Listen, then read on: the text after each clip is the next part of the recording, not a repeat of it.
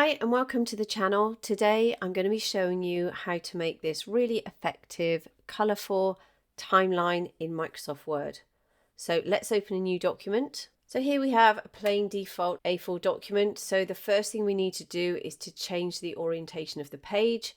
So go to Layout, Orientation, Landscape. Now we need to make the first box. So go to Insert, Text Box, Draw Text Box, click and draw out a text box. Now this particular text box does need to be a certain size, so select it, go to Shape Format, go over here, and in the height I'm going to make this 7.47, and in the width we're going to make this 4.14 and press enter. If I deselect, you can see we've got a line around the outside which we don't want. So select it, go to Shape Format, go to Outline and select No Outline. And then we're going to insert our first set of text. If I click inside, you can see my cursor's at the top here and I can simply begin typing. What I will do for this first box, I'm just going to paste in some text. But if I select it, go to the Home tab, you can see the font I've used, the font size. For this one I've used bold just for the title, and then as I go down my font size has changed to 12 and it's no longer bold. I'm just going to get rid of this, so select it, click on it, and go to the Ignore. Then if my margins either side of this box are not quite wide enough, select the box, go to Shape Format, go over to Format Pane, and in Shape Options here, click on this icon, and here you have the margins of your text box. So left margin, you can click on the up arrow, and as I click you can see my text slightly move over, and with the right margin we can do the same. So if we put those to 0.5 each, then there's a little bit more margin around the outside. The top here you can see we've got an extra mark or a space. You can reduce that space if you go to the Home tab where you've got your cursor at the top bit here. Just reduce the size of the text, so decrease font size, and as that decreases you can see the text shifting upwards because you're reducing the size of the font that would go at the top here, just creating a little bit more space. So now we want to change the colour of this text box. So select it, go to Shape Format, go to Shape Fill. I've got all my colours in here. If you don't see colours you like here, go to More Fill Colours. You've got your colour wheel here. You can move this little cursor around any way you like and your chosen colour will appear here. So I'm just going to go to Shape Fill and select this yellow, deselect, then go to Insert, Shapes, click on the drop down, select this triangle, click, hold down your Shift key, draw out a triangle, and then this has got a small border line around the outside. Let's just zoom in. You can see we've got this line around the outside. Go up to Shape Format, go to Outline and select No Outline. The colour is already selected, so just click on Shape Fill, and then once that's selected, go over to the rotation tool, and then we're just going to flip vertically, and then we're going to move that over to the text box here. To make sure that's perfectly lined up, I'm going to select them both, holding down that Command or Control key to select multiple elements. Then go to Shape Format, Align, Align to Center, and they'll both line up to the center marker here. What I am going to do is select the triangle, go to Shape Format, and I'm going to select Send Backwards. And what that means is the triangle is now behind this rectangle here. And to demonstrate that fully, if we select the rectangle, go back over to this menu here, which is the Format Pane icon. Select this icon here, go to Shadow, go to Presets. Sorry, it's gone off the page, but select the top center one, and you can see we've cast a shadow underneath here, and you can see the triangle is now behind this rectangle. Obviously with the shadows you can play around with these sliders. I'm not going to demonstrate that now because it's personal taste, but just play around with those sliders to select the shadow you want. Once we've customized these two, we can select them both, hold down the Command or Control key, go to Group, select Group, and now all we can do is copy and paste them. Quickest way to do that, to select it, hold down the Alt or Option key, click and drag. Alternatively, you can select it, press Command or Control C, deselect Command or Control V, and of course you can keep clicking Command or Control V until you have your desired number of rectangles.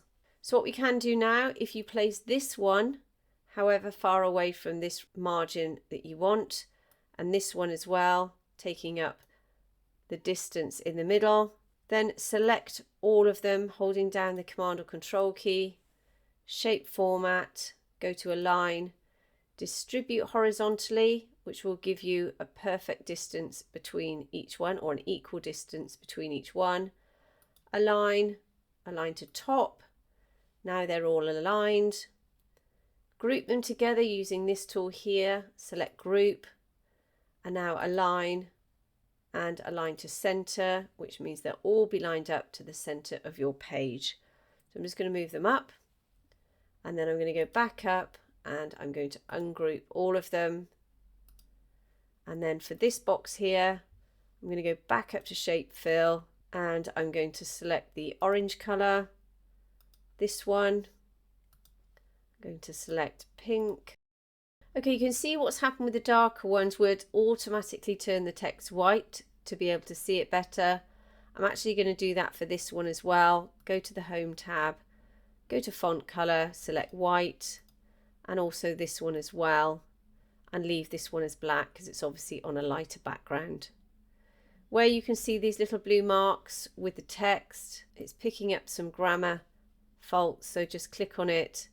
Ignore it or change it as you see fit. So now we're going to go to the line, so go to Insert, Shapes, go to Line. I'm going to line mine up with the edge of this text box here. Click, hold your Shift key down and draw all the way to the other edge here. And then with your arrow key, we're just going to move that down. Then go to the Outline tool, select the colour of your choice. I'm going to select black. And then also go down to weight, and then I'm going to select 3, which is the thickness of your line. And then just to make sure, go to Align, align to center, and then deselect. Next we're going to enter the circles, so Insert, Shapes, click on a circle, click, hold your Shift key down, otherwise you'll make an oval. Again, go to Outline, take off the outline, Shape Fill is black. And then what we can do is copy and paste it, Command or Control C once it's selected, deselect, Command or Control V, and then let's just keep pressing Command or Control V until we've got 4 more. Click and move these down roughly to where we want them, which is basically if you hold it over the point of the triangle, then move it with your arrow key so that the 2 middle squares are over the line. So this square here and this square here. So let's just do that with this one. You can use your arrow keys just to move it to make sure it's completely lined up with that point, and then move it down. I'll just speed up the video whilst I do this. Okay, so once we've done that, we need to insert the lines. So go to just deselect, make sure you've deselected everything first. Go to Insert, Shapes, Line. Click and draw out a line, holding down that Shift key to make sure it's perfectly vertical. Go to Outline, Weight, but this time we're just going to select 2 1/4 points so it's not quite as thick. And with this one, the aim is to get this little ball here in the center of this circle. So with my arrow keys, I'm just going to move it left and right until I've centered that ball. Again, Command or Control C, Command or Control V, just keep clicking until you've got the right amount of lines, and then we just move them over to their rightful place. And now comes the insertion of our pictures. Now this can always get a little bit tricky, just bear with me, follow it through, it's really easy. Go to Insert, Pictures, Picture from File, select the pictures you want. So I'm going to select multiple pictures by holding down my Command or Control key. I'm going to select 5 different images and then simply click Insert. Now as you can see, everything's gone a bit crazy, but don't worry, it's really easy to fix. So it's selected this image already. Go to Picture Format, Wrap Text and select In Front of Text. Now we've got this photo still selected, go to the Crop tool, select Aspect Ratio and select 1:1. Then move this over the area that you want to select. Once you're happy, press Enter. Keep the image selected. Go up to height here. You can see this is checked here. Keep that checked to make sure it remains a square. And then I'm going to select 4.5 centimeters and press Enter. You can see our image has reduced in size. And now go up to Crop, Crop to Shape and select the circle. And then just move it down. Now move on to the next image, just select it, do exactly the same, wrap text, in front of text, crop, aspect ratio 1:1, change the dimensions to 4.5 and press Enter, and then crop, crop to shape and select the circle and then move it down. So I'm going to speed up the video while I do the remainder. Then I'll come back and show you how to align, how to put the outlines around each circle and how to put the background in.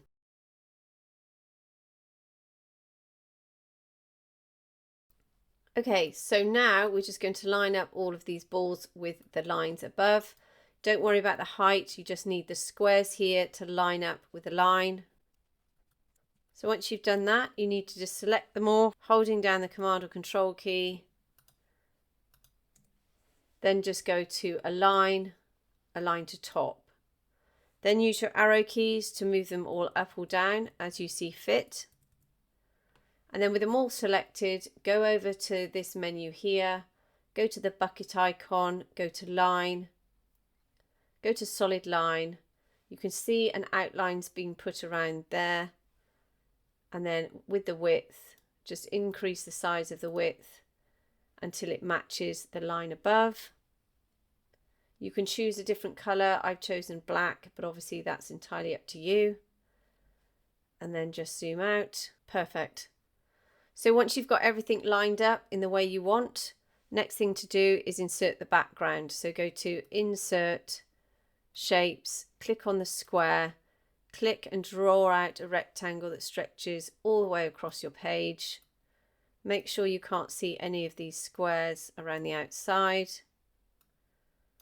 Once again, go over to Format Shape, go to the bucket icon, go to Fill and click on the drop down, go to Gradient Fill, and here we've selected Radial, and make sure the direction is in the center one along this line.